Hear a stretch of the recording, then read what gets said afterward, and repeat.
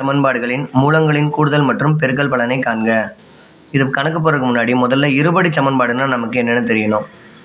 இருபடி சமன்பாடுனுடைய பொது வடிவம் ax² + bx + c = 0.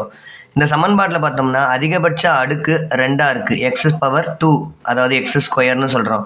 இதை தமிழில் அடுக்குன்னு சொல்லலாம், அப்படி இல்லைன்னா படின்னு சொல்லலாம். இங்கிலீஷில் பவர் அல்லது இண்டெக்ஸ், அப்படி இல்லைன்னா எக்ஸ்பொனன்ட், 3 பேர் இருக்குது. இந்த மாதிரி இருக்கிற ஒரு இருபடி சமன்பாட்டினுடைய மூலங்களினுடைய கூடுதலையும் மூலங்களுடைய பெருக்கல் பலனையும் தான் இந்த பகுதியில் கண்டுபிடிக்க போகிறோம். முதல் கணக்கா x² + 8x - 65 = 0. இது ஒரு இருபடி சமன்பாடாக இருக்கா? அடுக்கு 2ஆக இருக்குதா? அதனால் இது ஒரு இருபடி சமன்பாடு. இதில் x² கேளு எதுவும் இல்லைன்னா 1ன்னு அர்த்தம். அப்போ x² கேளுவை ஏன்னு எடுக்கிறோம், எக்ஸின் கேளு 8ன்றதை பின்னு எடுக்கிறோம், கான்ஸ்டன்ட் தனி உறுப்பாக இருக்கிறத -65 சின்னு எடுக்கிறோம். மூலங்களின் கூடுதல். மூலங்களின் கூடுதலுக்கான ஃபார்முலா என்னென்னா -b/a. மைனஸ் பின்றது என்ன? 8 பை ஏ எவ்வளோ? 1. அப்போ -8ன்றது தான் மூலங்களின் கூடுதல். இப்போ அதை தொடர்ந்து அப்படியே மூலங்களின் பெருக்கல் பலன் போடுறோம். மூலங்களின் பெருக்கல் பலன். மூலங்களின் பெருக்கல் பலனுக்கு c/a. c எவ்வளோ கிடைச்சது? cன்றது -65. -65 பை ஏன்றது 1. அப்போ மூலங்களின் பெருக்கல் பலன் -65.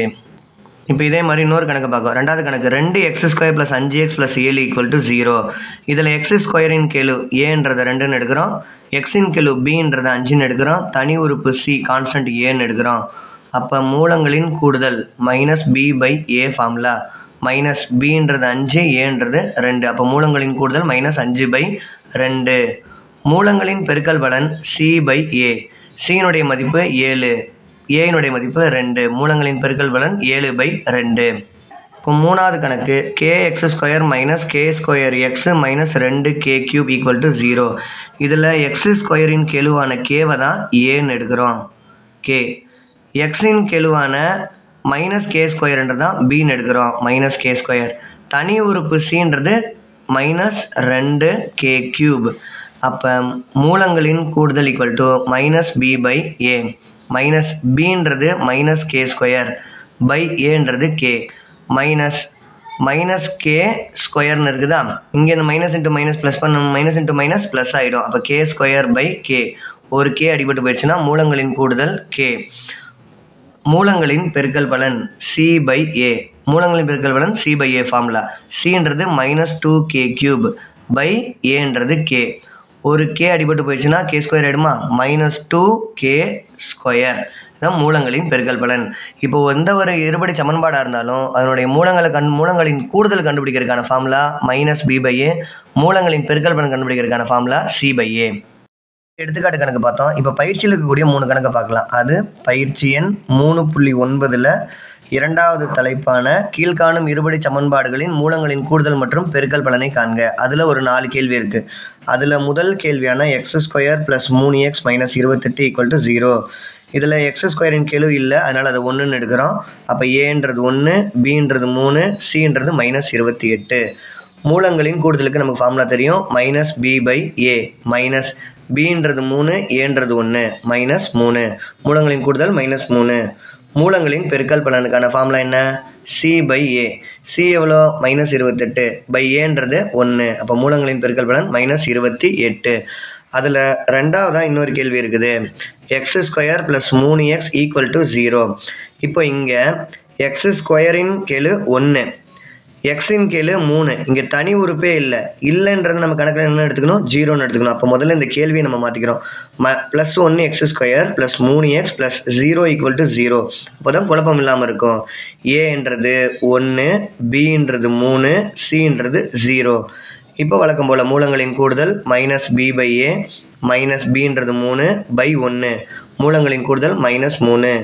மூலங்களின் பெருக்கல் பலன் c/a. cன்றது 0 பை 1. இல்லைன்றதை 1ஆல் வகுத்தோம்னாலும் இல்லை தான். அப்போ மூலங்களின் பெருக்கல் பலன் 0.